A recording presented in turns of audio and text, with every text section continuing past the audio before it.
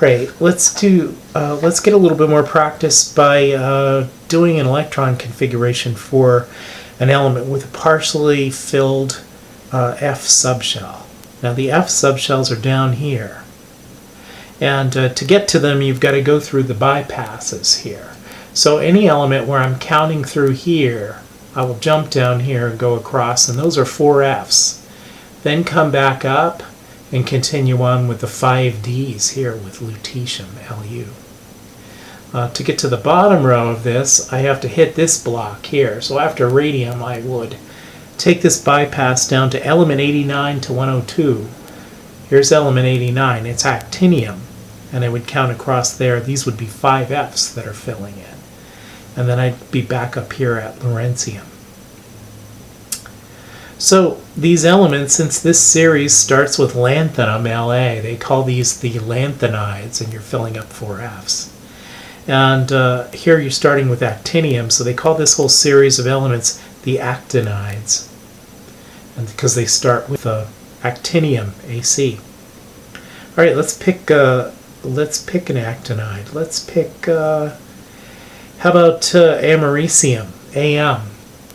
This is what's found in smoke detectors. It's a radioactive element, so there's a little tiny crystal of americium in there that ionizes the air, and when there's a change in the air's electrical conductivity, it means that there's smoke present, so it helps smoke detectors work.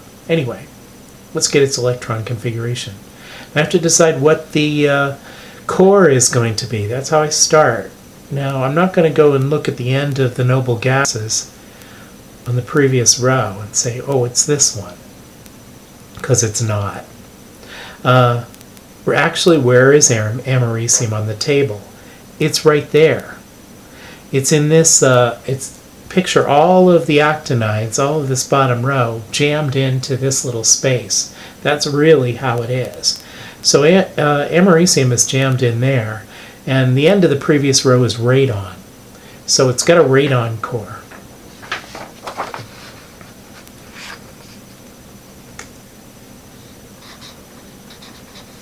Okay, so we got a radon core, and we're going to start counting from radon. We're in row 7 here. This is 7S1, 7S2,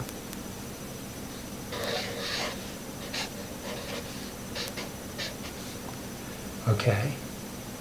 Now we're going to take the bypass and go down here. We're at actinium, and what are we counting in here? Well, the bottom row here, the actinides, is 5F. So this is 5F1, 2, 3, 4, 5, 6, 7.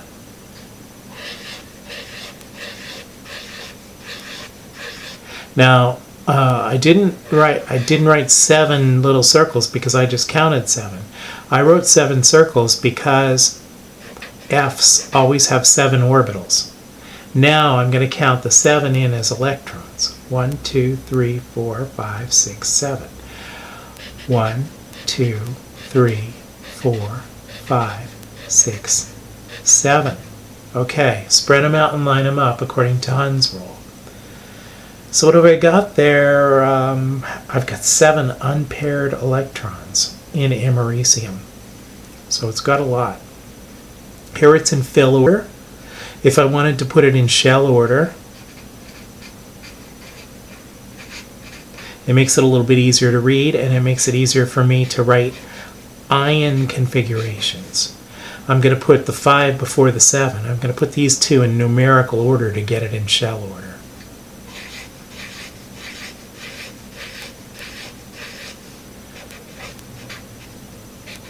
I'm copying the 5 Fs down here. And then I'm going to put the 7 S's over here. Okay, so I can see americium has got 2 electrons in its valence shell, 7 electrons in the pseudocore, and radon has 86 electrons. So if I add 86 to 7 to 2, I better come up with the atomic number that I have for americium, which is 95, or else I made a mistake somewhere. So that's how you can check and see whether or not you miscounted your electrons. All of these separate counts should add up to the atomic number here.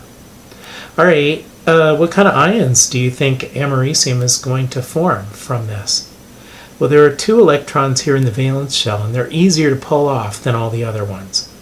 So I would expect that you would get an Am plus 2 ion to form fairly easily if you just take those 2 electrons out of there. So that's an example of an element that has got a partially filled F shell.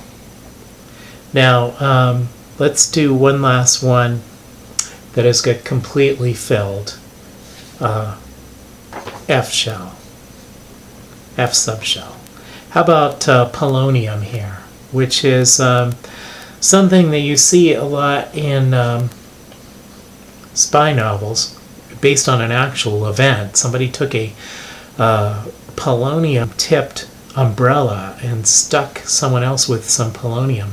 Once it gets into your bloodstream, there's nothing they can do for you. You're going to die. And there was a spy who did this during the Cold War. All right, polonium is extremely poisonous, deadly, radioactive element. You can tell the radioactive ones right away, by the way. Notice that the average atomic mass is in parentheses down here, which means that this thing isn't really naturally found in any appreciable amount. It's radioactive if it's got parentheses around there for sure. All right, so what's the core? Xenon is at the end of the previous row. So I'm going to start building on top of a xenon foundation to build up the polonium. Okay, I'm going to go down here and look there. This is where I'm going to start counting. 6s1, 6s2. Now I'm going to take the bypass. Take it down here to lanthanum. I'm filling up 4f's down here. 4f, 14, if I count all the way across. And there are 7 f's always.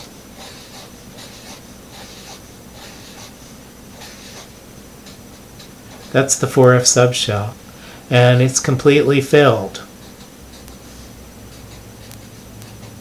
So I could spread them out and line them up and then double them up, but let's save a little time.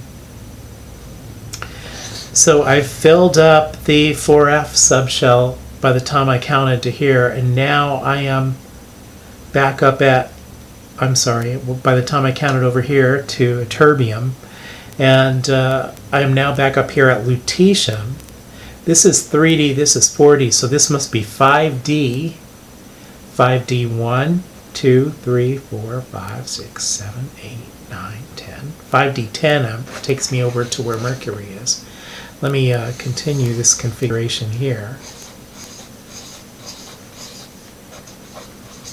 5D 10. So I completely filled up the 5D. There's a pair in each of these. Now,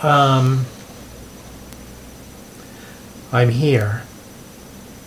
Let's count all the way over to polonium. Now, I am in the P block here now.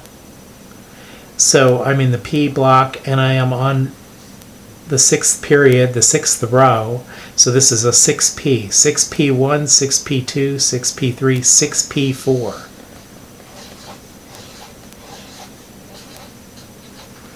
One, two, three, 4.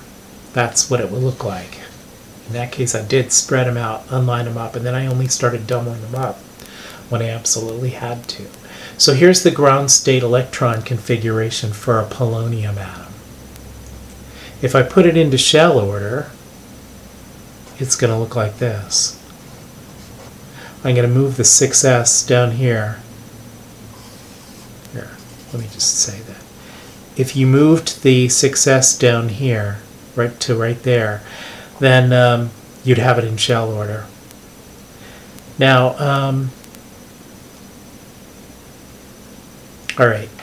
So if you can do this one, you can probably do any of them. This would be an example of the hardest one. We could ask questions like, how many electrons do you have in your pseudocore? Well, where is the pseudocore? It's going to be the 4f and the 5d. The valence shell is going to be the 6s and the 6p. Remember, the valence shell is always the subshells that have the highest number. 6 is the highest number here. So there are 6 valence electrons, 4 of them here and 2 of them there. And then there are 14 and 10. There's, 24 pseudocore electrons. And how many core electrons? I can look at the atomic number of xenon. It's 54. And that's how many I've got there. 54 plus 24 in the pseudocore plus 6 in the valence shell should total up to what I got for the atomic number for polonium. 84, or else I miscounted something. All right, I have a couple of these below for you to work on.